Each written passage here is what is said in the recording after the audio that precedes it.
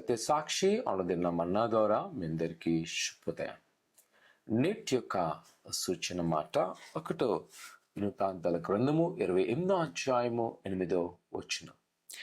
మీ దేవుడైన యెహోవా మీకిచ్చిన ఆజ్ఞలను తెలుసుకొని గాయకొనండి. ఆమేన్. ప్రియకుమార కుమార్తె, ఈ యొక్క ఉదయకాల సమయంలో దినవృత్తాంతాల గ్రంథాల్లో రాజుల యొక్క పరిపాలనలో రాజులను, అలాంటి ప్రజలను ప్రవక్తల వారిను హెచ్చరిస్తుండేవారు. ఈ లేఖ ప్రకారం చూసినట్లయితే చాలా సంవత్సరాల క్రితమే యూదా దేశము నిర్మించబడి ఒక స్వతంత్ర రాజ్యంగా పరిపాలిస్తున్న భాగం.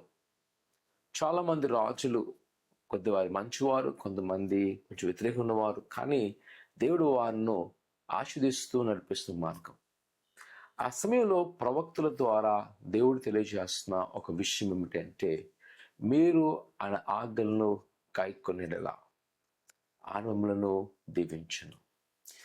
ఈ ఉదయకాల సమయంలో దేవుని యొక్క వాక్యం మనలో కూడా ఒక సూచన ఏంటి అంటే, మనము ఆయన ఆజ్ఞలను వెంబడిస్తున్నామా?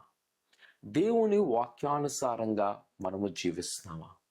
దేవుని వాక్యానుకూలంగా మనం ప్రయాణం చేస్తున్నామా? నేటి యొక్క ఆధునికమైన క్రైస్తవ సమాజం ఎలాగుందంటే, దేవుని మాటలో పడకుండా నాలాంటి దౌర్జన్యాలు చెప్తే అదే దేవుని మాట అనుకొని దేవుని కాకుండా మానివేస్తున్నారు. వాక్యానుసారంగా కాకుండా జీవించే ఆశలు పరిగెడుతున్నారు. అది కాదు. ఈ దినాన మనం చూడాల్సింది పరిశుద్ధ లేఖనాన్ని ధ్యానం చేయాలి. పరిశుద్ధ లేఖనం నీకేం తెలియజేస్తున్నానో అర్థం చేసుకోవాలి. పరిశుద్ధ లేఖన ప్రకారం నువ్వు జీవించడానికి ప్రయత్నం చేయాలి.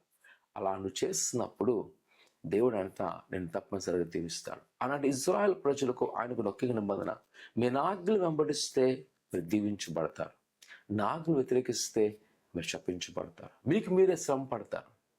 ఆయనేమీ కూడా ఆయన చెప్పించలేదు, వారే ఆ శాపాన్ని తెచ్చుకున్నారు.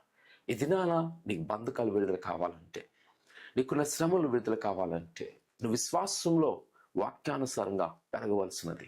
నువ్వు వాక్యానుసారంగా నీ విశ్వాసాన్ని బలపరుచుకున్నట్లయితే దేవునికి ఆశీర్వాదము అనుదినము చూడబోతున్నావు. ప్రార్థన చేసుకుందాం. పరిశుద్ధుడా, ఘనమైన దేవానికి వందనాలు. నీ బిడ్డని వారిని జ్ఞాపకం చేసుకొని నీ దీవెన, నీ ఆశ నింపండి. వారికి నా కొద్దులు, వారికి నా ఆటంకాలు విడుదల చేయండి. ఎదుగో ప్రభా, నీ మాటలో పట్టుకు సహాయం దయచేయండి. నీ ఆజ్ఞల మీద వారు మనసు ఉంచబడుతున్న దేవానికి వందనాలు. నీ కృపాక్షణలు నింపి నీ దీవెన, నీ ఆశను దయచేయండి.